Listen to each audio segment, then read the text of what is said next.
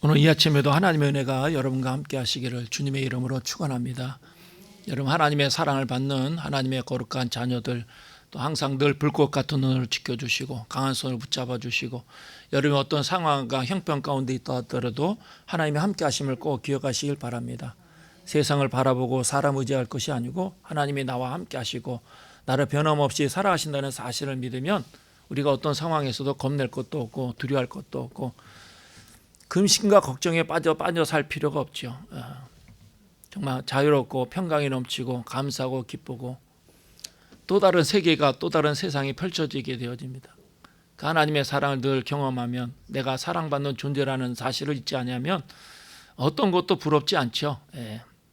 어떤 상황에서도 믿음을 지키고 하나님의 영광에 살아가게 되고 위대한 꿈을 꾸게 되고 능력 있는 삶을 살고 더 나아가서 열매 맺는 생을 살고 삶의 보람을 맛보게 되어진 것입니다. 그래서 우리에게는 하나님이 꼭 필요해요. 하나님의 자비와 공률, 은혜와 사랑이 얼마나 필요한가. 사람들은 성공하고 출세하고 돈이 있어야 되고 또 사람 인맥이 있어야 된다라고 생각하지만 그것 결정적인 것은 아니에요. 도움이 되는 것은 사실이지만 하나님이 그것도 간섭하시고 역사하실 때 가능한 것이지 내 노력으로 수고로 되는 것은 아니에요. 제가 젊은 날에 다 경험해 봤어요. 악을 쓰고 소리도 쳐보고 발로 차고 몸부림을 치고 떼굴떼굴 구르고 따지기도 하고 도망가기도 하고 숨기도 하고 다 해봤어요. 사람이 몸부림쳐서 되는 것은 아니에요. 하나님이 도와주셔야 돼요. 어떤 사람도 하나님을 뛰어넘을 수 있는 사람이 없어요. 제가 젊은 날에 그를 깊이 체험한 거예요. 사람이 지혜롭고 똑똑하고 그 과학과 기술, 그 재능이 얼마나 뛰어난가. 참 탄성을 내지를 만한 그런 놀라운 일들이 사람들이 감당하고 그런 실력들을 보여주기도 하지만 그래도 하늘 아래 태산이라고 절대로 사람은 하나님을 뛰어넘을 수가 없어요. 제가 젊은 날에 크게 깨닫고 경험되어진 것이 그거예요. 그러나 그 하나님 의지하고 그 하나님 앞에 겸허하고 겸손하고 내가 믿음을 지키고 하나님의 영광에 살고 하나님의 뜻대로 행하면 하나님이 결코 우리를 포기하지 않고 놓치지 아니하시고 우리를 존귀한 자로 우리의 머리를 높여주시고 사람들에게 기억되어지고 인정할 만한 그 복된 생을 살 수 있도록 우리를 간섭하시고 주관하시고 이끄시고 인도하신다라는 거예요. 그래서 내가 하나님의 자녀로 살아간 것이 얼마나 감사한가. 내가 값비싼 대가를 지불해서 얻어진 것도 아니에요. 내가 몸부림을 치고 노력해서 받은 은혜가 아니에요. 일방적인 거예요. 일방적. 우리를 너무나 사랑하시기 때문에 내가 주님 위해서 무엇인가 수고하고 애를 쓰고 노력했기 때문에 반대급부로 얻어진 것이 아니에요. 설사 하나님의 은혜가 사랑에 감사해서 내가 무엇인가 드렸다. 시간을 드리든 마음을 드리든 물질을 드렸다 하더라도 그 하나님의 사랑에 비교하면 아무것도 아니에요. 우리가 그렇지 않습니까? 부모의 사랑을 우리가 생각할 때 우리가 부모에게 감사해서 용돈을 드리고 맛있는 음식을 대접하고 선물을 드린다 하더라도 그 부모의 사랑을 갚을 길이 있습니까? 없죠. 그처럼 하나님의 사랑이라는 건 우리가 무엇을 했기 때문에 갚을 수 있는 것이 아니에요. 항상 하나님의 사랑은 일방적이에요. 제가 젊은 날에 성경을 많이 읽고 그 구약 성경을 읽으면서 깊이 깨달은 게 뭐냐? 하나님은 그 이스라엘 백성들에 대한 안타까운 마음, 항상 이스라엘 백성들 범죄하고 도망가고 숨고 항의하기도 하고 우상 숭배하고 죄를 짓고 그도 하나님은 그 수많은 믿음의 선진들을 통해서 선지자를 통해서 이스라엘 백성들을 찾으시고 부르시지 않습니까? 여호와께서 이스라엘 백성에게 돌아오라 끊임없이 돌아오라. 신약 성경에서는 좀 더 달라. 일어서라, 일어나라. 그런 권면의 말씀. 구약에서는 돌아오라, 신약에서는 일어나라. 용기를 가지고 결단하고 도전하고 극복하고 너가 결심하고 행하면 내가 역사를 일으킬 것이다. 기적을 베풀실 것이다. 구약은 그렇지 않아요. 돌아오라고. 그 하나님의 그 안타까운 마음. 좀 극단적인 표현이지만 마치 스토커처럼 짝사랑해서 정말 애틋한 마음으로 사랑하기 때문에 그 이스라엘 백성은 얼마나 찾고 부르시는가. 그 이스라엘 백성들뿐만 아니라 저와 여러분 또 교회를 떠난 사람들, 이 세상에 믿지 않는 사람들도 마찬가지. 하나님의 사랑이라는 건 대단하고 그 사랑으로 살아가는 거예요. 사람이 먹고 마셔서 사는 것이 아니에요. 우리가 배부르고 편안하고 좋은 옷을 입고 의리의리한 집에 살아도 하나님의 사랑이 아니면 행복할 수 없어요. 그 마음에 만족이 있을 수가 없어요. 기쁨이 있을 수가 없죠. 우리가 초라한 집에 살아도 하나님의 은혜와 사랑을 경험하면 그것이 천국이에요. 예. 우리 마음의 여유와 넉넉한 마음, 모든 것을 사랑할 수 있는 그 따뜻한 마음을 가지고 하나님은 성질뿐만 아니라 이웃을 사랑하고 내 자신을 사랑하고, 그래서 삶의 참된 만족. 사실 우리가 인간적으로 볼 때 내 중심에서 내 삶을 바라다 보면 인간의 궁극적인 목표와 목적이 뭐예요? 행복하기 위한 거예요. 행복. 행복하지 않으면 그 삶에 무슨 의미가 있겠어요? 고난이 있느냐 없느냐, 성공했느냐 실패했느냐, 잘 나가고 있느냐 잘 나가고 있지 않느냐, 그게 중요한 것이 아니고 과연 어떤 상황에서든 너가 행복하냐, 너가 만족하냐, 너의 마음의 기쁨이냐, 그게 중요한 것이 않겠습니까?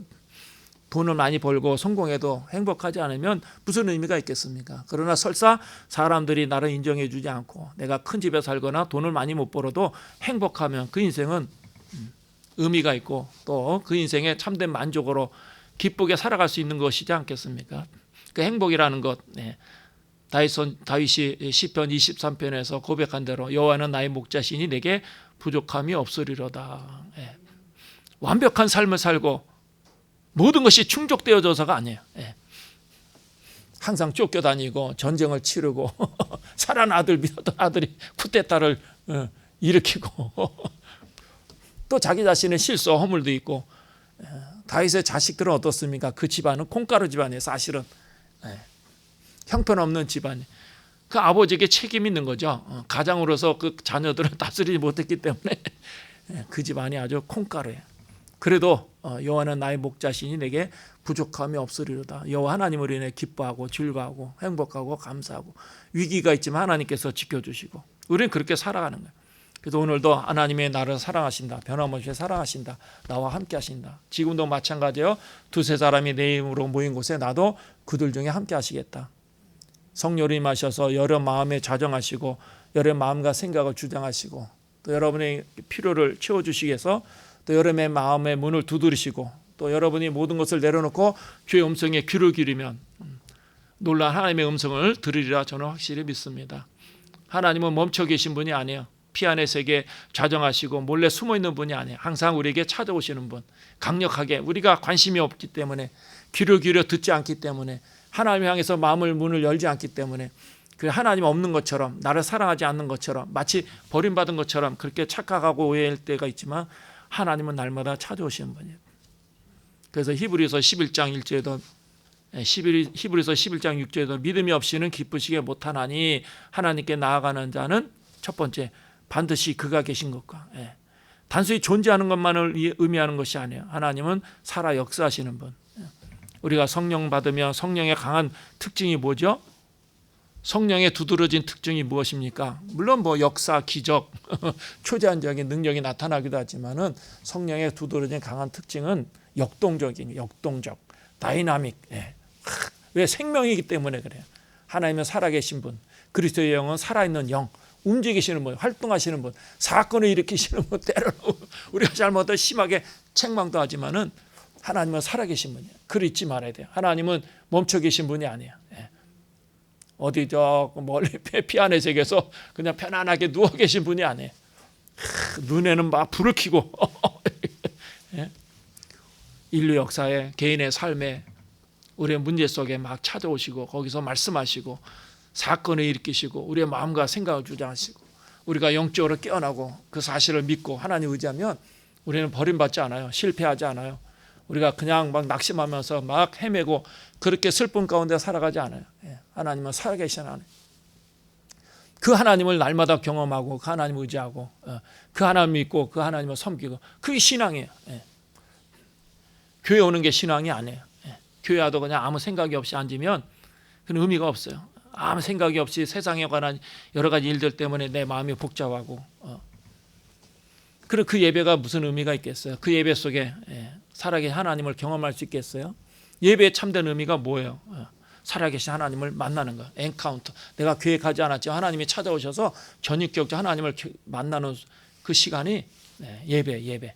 예배는 그냥 형식적으로 내가 앉아서 어떤 하나님께 드리는 의식이 아니에요. 예배를 통해 하나님을 만나야 돼. 날마다 예배를 통해서 하나님 만나야 돼. 어떻게 만나요?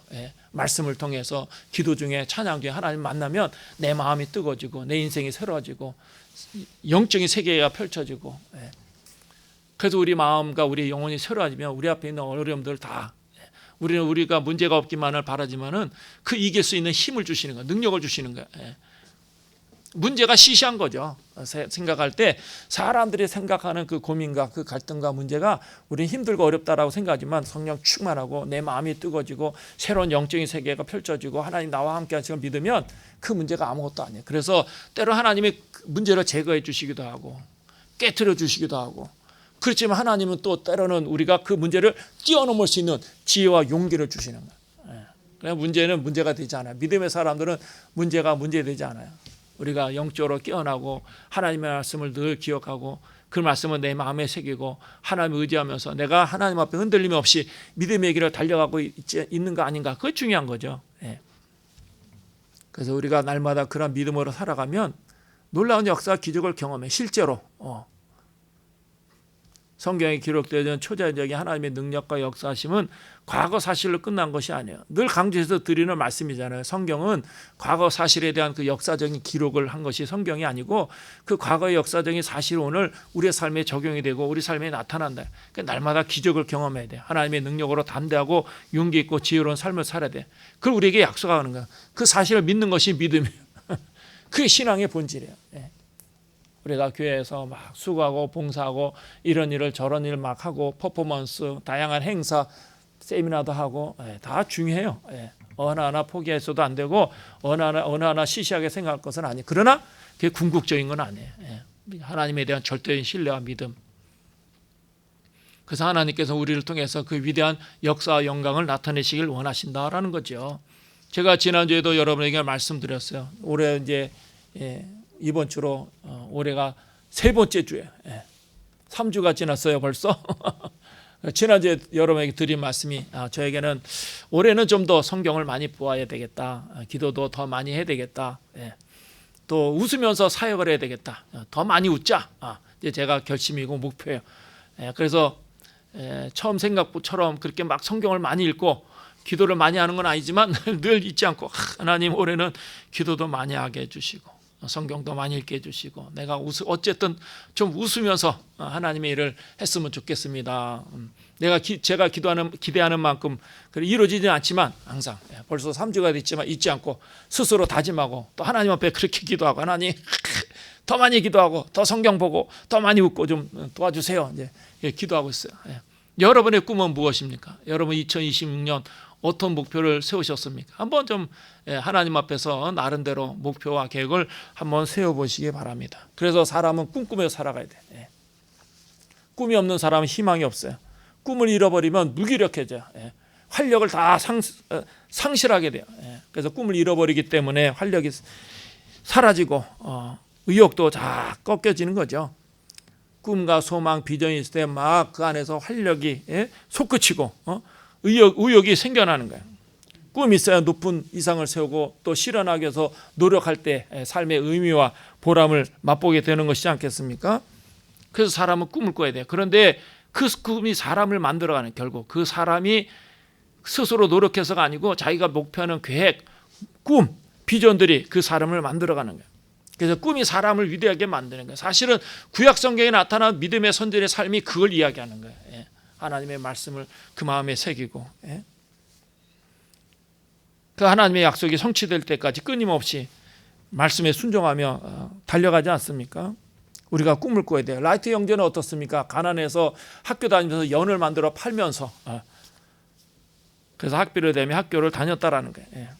가난한 목회자의 아들로 태어나가지고 아버지가 교회에서 이렇게 사례비를 많이 못 받았는지 어렵고 힘들지만은 그러나 아르바이트 하면서 학교를 다니고 졸업해가지고 자전거포에서 자전거 수리하면서 일하면서 생활했어요. 그런데 이 라이트 형제는 어릴 때부터 꿈을 꿨어요. 비행기 만들어서 하늘을 나누는 꿈을 꾸었죠.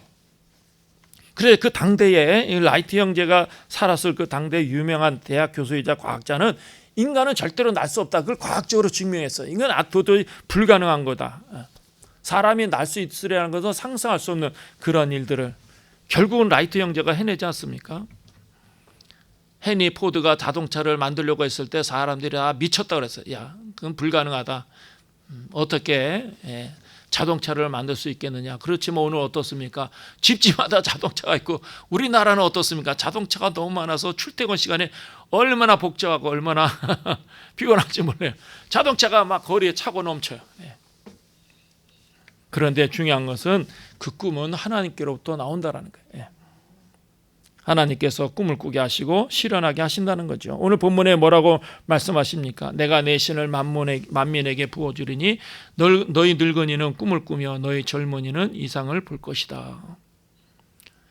야곱도 베델에서 주신 하나님의 꿈, 그 꿈을 가슴에 품고 삼촌 라반의 집에서 아주 그 노예처럼 거지같이 살았어요. 20년 동안 아주 심하게 고생했지만 그 꿈을 포기하지 않았어요. 그 꿈을 마음에 품고 하나님을 섬기며 살았기 때문에 마침내 복을 받게 되지 않았습니까? 요셉도 마찬가지야. 해와 달과 열한 별이 절하는 꿈, 하나님이 주신 꿈을 마음에 품고 언젠가 그 꿈이 성취되고 이루어질 것이다. 그런 그 열망을 가지고 믿음을 지키고 자기 자신을 지키고 어렵고 힘들고 그 왕의 감옥에 끌려가서도 포기하지 않고 믿음을 지켰기 때문에 마침내 애굽의 국무총리가 되었던 것이죠. 자, 교회는 어떻습니까? 이보다 더 큰 꿈을 꿔야 되지 않을까 그런 생각이 들어요.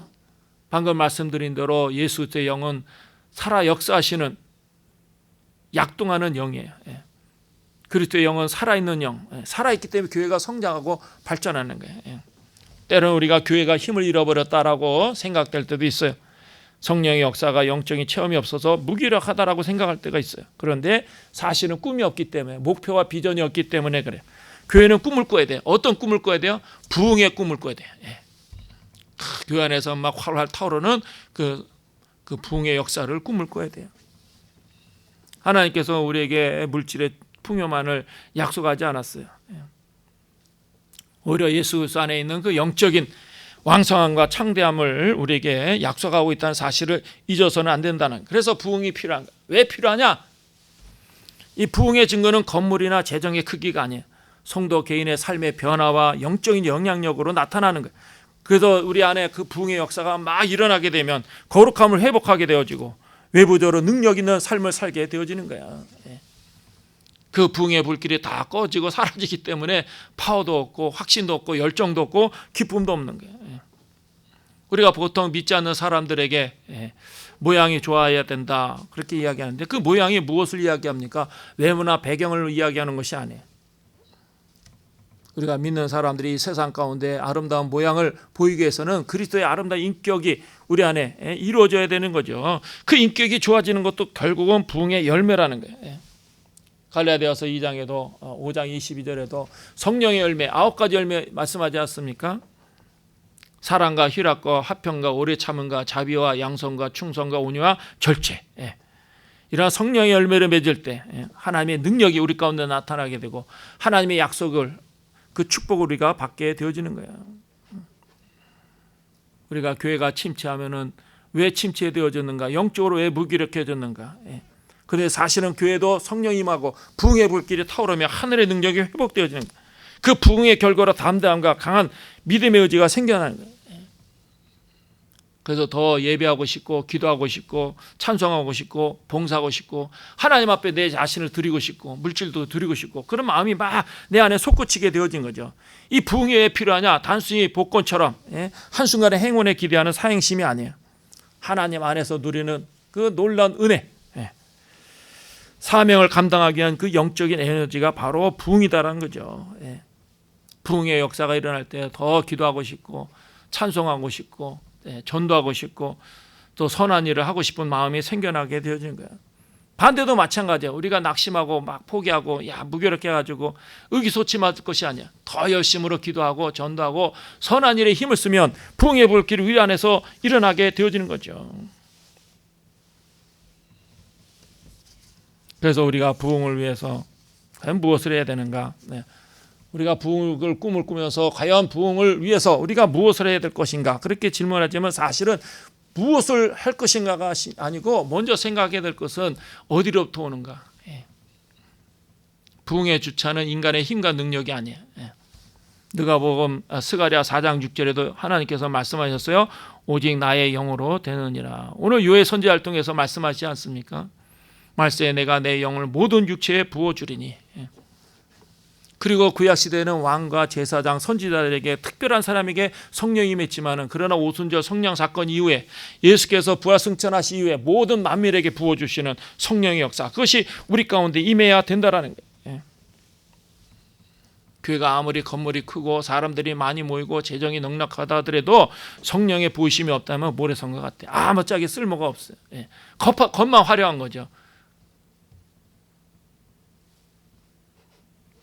우리가 교회가 침체하는 이유가 있어요. 성령의 역사가 없기 때문이 아니에요. 성령의 역사를 구하지 않기 때문에. 우리가 성령의 역사를 구하고 붕의 불길이 타오르는 그런 열망과 소원이 우리 마음 가운데 있어야 된다는 거예요. 그래서 예수님이 제자들에게 뭐라고 말씀하십니까? 오직 성령이 너에게 임하시면 너희가 권능을 받고 예루살렘과 온 유다와 사마리아 땅끝까지 이르러 내 증인이 되리라. 부흥은 성령으로 시작되는 거예요. 성령의 능력을 구해야 돼요. 2026년 우리 모두가 하나님 우리 가운데 성령의 역사가 나타나길 원합니다. 성령의 능력을 부어주시길 원합니다. 그럼 막 마음이 뜨거워지고 감사하고 기쁘고, 예수를 믿는 것이 신나요. 교회 가는 것이 의무가 아니고 그냥 억지로 할 수 없이 가는 것이 아니고 막 교회를 달려가고 싶은 거죠.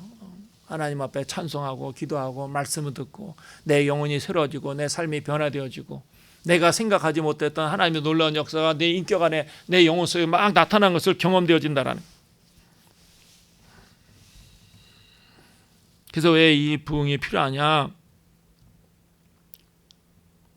주님께서 승천하시기 전에 제자들과 믿는 자들에게 지상 최대 명령을 주시지 않습니까? 마태복음 28장 19절에 너희는 가서 모든 족속으로 제자를 삼아 아버지와 아들과 성령의 이름으로 세례를 주고 내가 너에게 분부한 모든 것을 가르쳐 지키게 하라.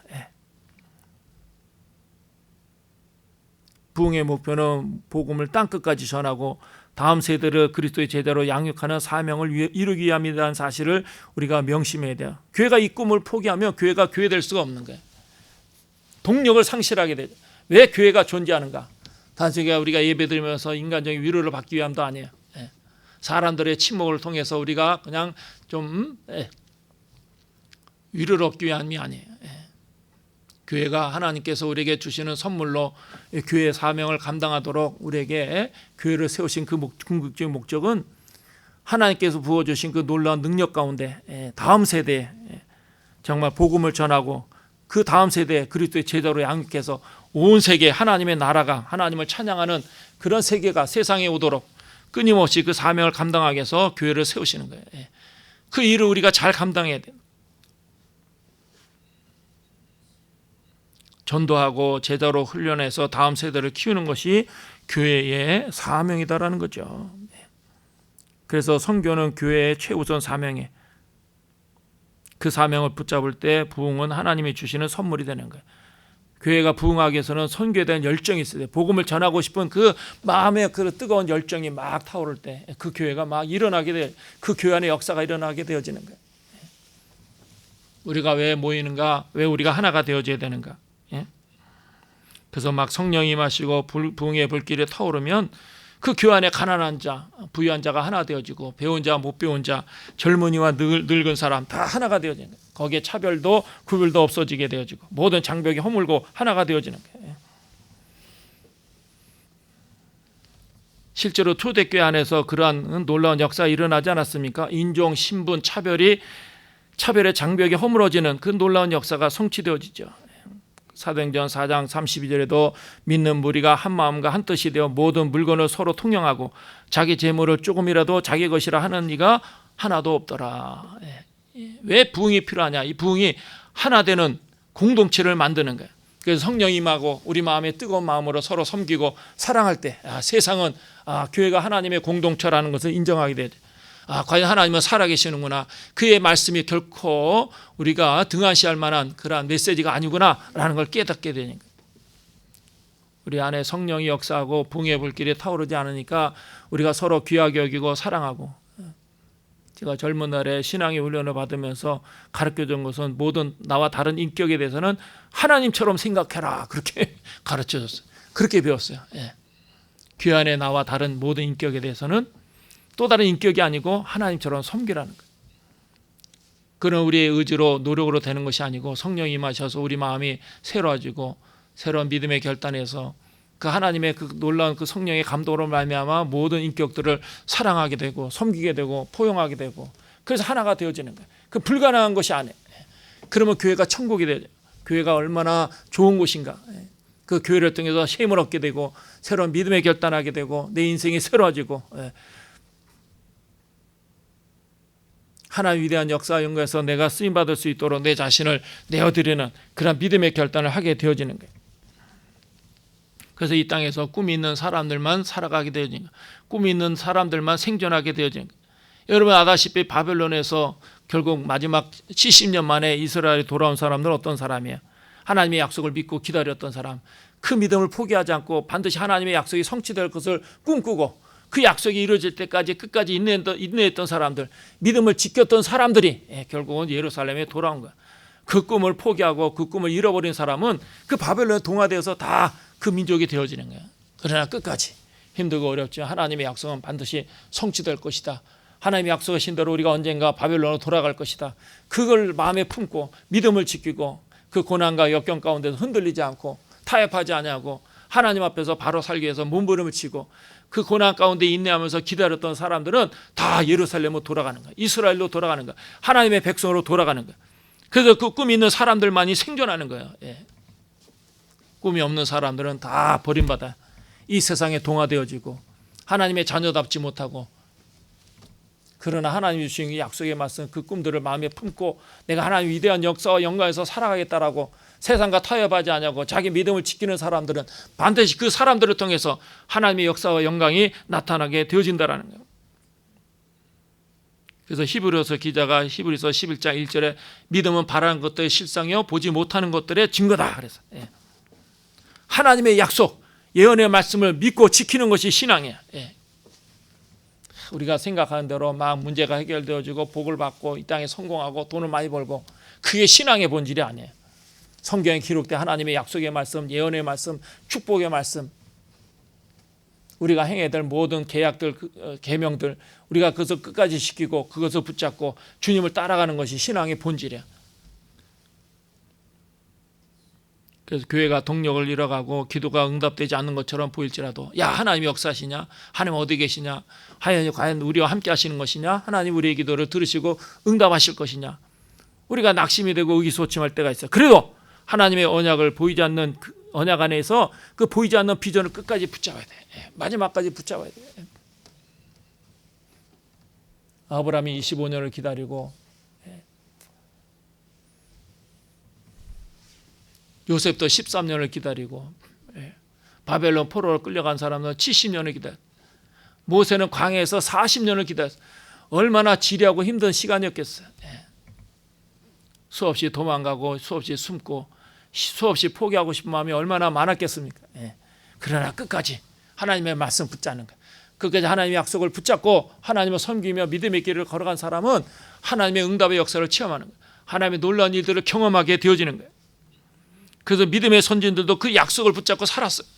모든 고난과 역경, 시련과 연단, 삶의 장애, 어려움 가운데도 포기하지 않고 계속 하나님의 말씀을 붙잡고 살았어요. 아브라함이 그랬고 야곱이 그랬고 모세가 그랬고 다윗이 그랬고 믿음의 선진들이 어떤 세상적 인간적인 배경을 보고 그렇게 자기 자신들이 스스로 자기 자신을 지키며 살아간 것이 아니에요. 삶의 장애가 있고 어려움이 있고 시험이 있고 연단이 있고 때로는 고난이 있고 고통이 있고 우리 마음에 여러 가지 의구심이 찾아올 때도 끝까지 하나님의 말씀을 포기하지 않고 붙잡았어요.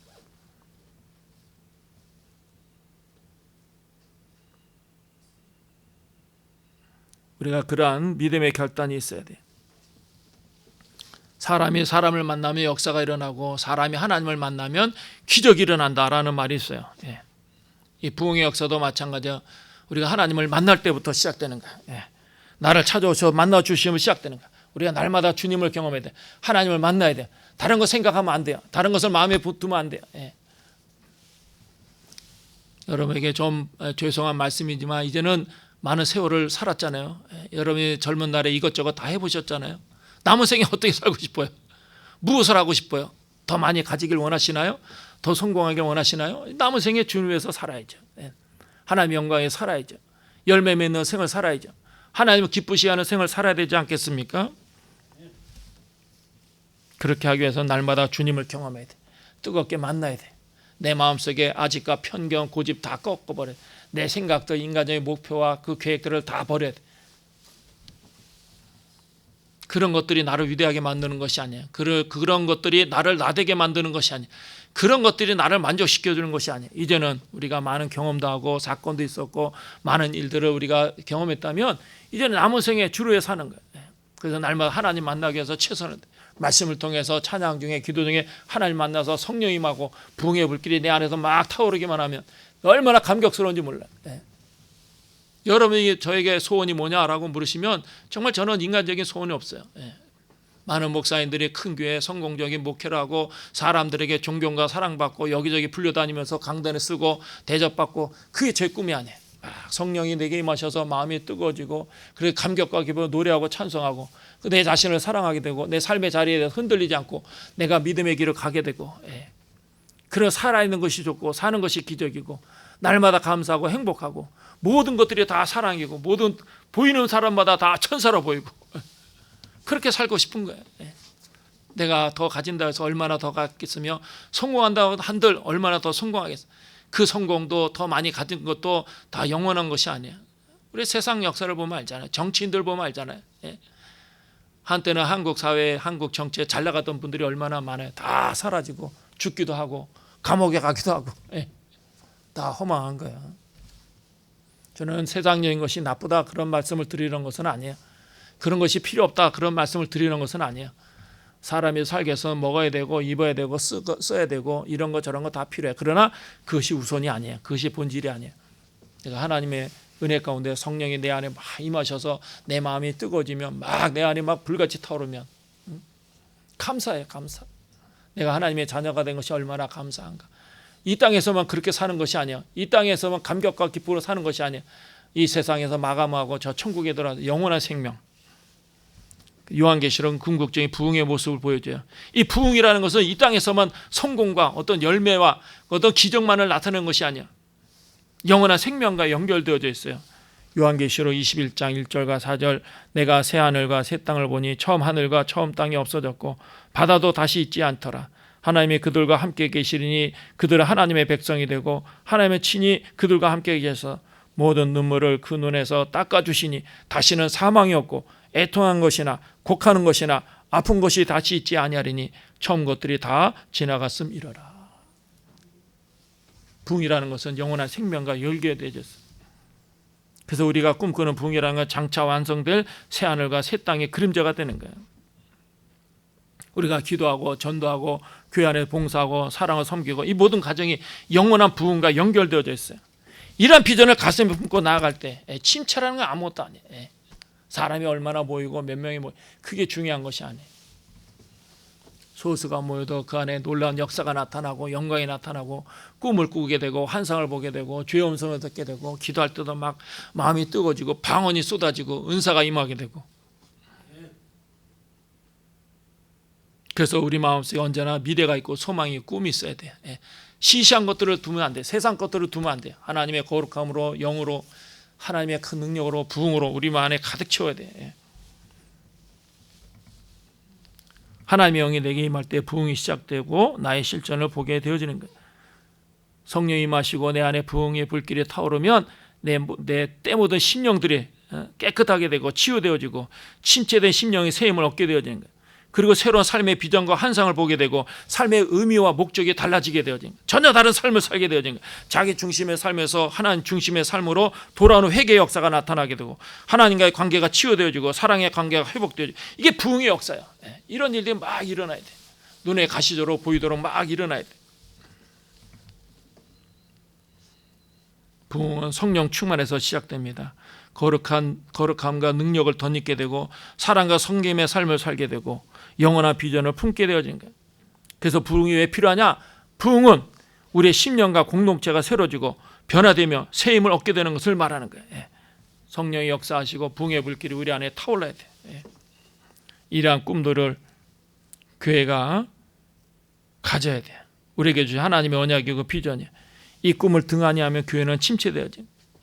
이 꿈을 간절히 구할 때 오늘 본문에서 말씀하신 대로 내 신을 만민에게 부어주시는 역사가 일어나게 된다라는 것이죠. 오늘 이 아침에 하나님의 약속하신 거룩한 영이 여러분에게 충만하시길 주의 이름으로 축원합니다. 사도행전의 꿈이 성취되는 놀라운 역사를 체험하는 저와 여러분이 되시기를 주님의 이름으로 축원합니다. 기도하겠습니다.